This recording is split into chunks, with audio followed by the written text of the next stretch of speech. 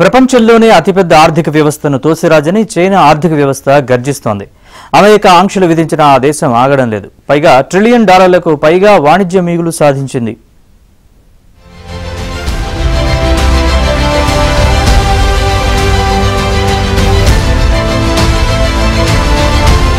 America టారిఫ్లు China వాణిజ్య జైత్రయాత్రకు బ్రేకులు వేయలేకపోయాయి. ప్రపంచ దేశాలతో వాణిజ్యం ఎలా చేయాలో తనని చూసి నేర్చుకోండి అన్నట్టుగా డ్రాగన్ వాణిజ్య మిగులును అంతకంతకు పెంచుకుంటూ పోతోంది. $1 ట్రిలియన్ అంటే 90 లక్షల కోట్ల వాణిజ్య మిగులును సాధించిన దేశంగా చైనా రికార్డు సృష్టించింది. ఈ విషయాన్ని చైనానే ప్రకటించింది.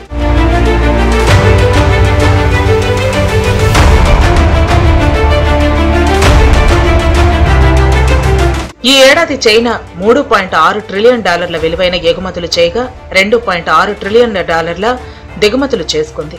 2010లో ప్రపంచ దేశాలతో చైనా వాణిజ్య మిగులు $0.18 ట్రిలియన్ ఉంది.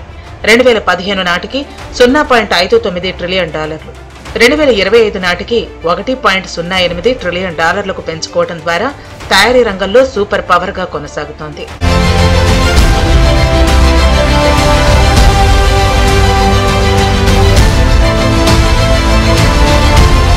అమెరికా అధ్యక్షునిగా డొనాల్డ్ ట్రంప్ రెండో విడత బాధ్యతలు చేపట్టగానే చైనాపై టారిఫ్లు విధించారు.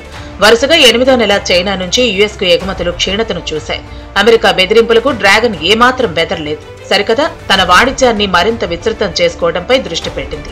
ఆఫ్రికా, యూరప్ మార్కెట్లపై ఇతర దేశాలకు ఎగుమతులు పెంచుకోవడం ద్వారా తన స్థానాన్ని సుస్థిరం చేసుకుంది.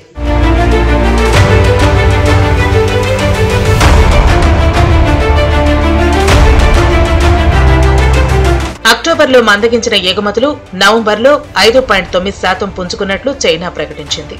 ఈ ఏడాది తొలి 11 నెలల్లో వాణిజ్య మిగులు $1.08 ట్రిలియన్ కాగా మార్కెట్ మరింత విస్తరించుకోవడంతో చైనా భారీగా లాభపడే ఛాన్స్ ఉంది. ఆగ్నేయాసియా, ఆఫ్రికా, ఐరోపా, లాటిన్ అమెరికాలో చైనాకు కొత్త మార్కెట్లు దొరికాయి. చైనా ఆర్థికవేత్తల అంచనాలను మించి నవంబర్లో ప్రపంచవ్యాప్తంగా $330.3 బిలియన్ విలువైన ఎగుమతులు చేసింది.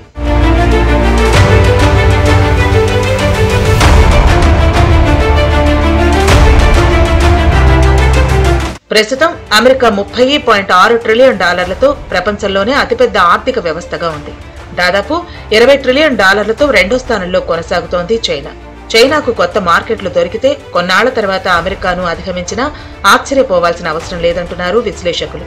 టెక్నాలజీ, ఏఐతో పాటు తయారీ రంగంపై చైనా పట్టు మరింత పెంచుకుంటోంది. కష్టే ఫలి అనే సిద్ధాంతాన్ని నమ్ముకుంటోంది చైనా.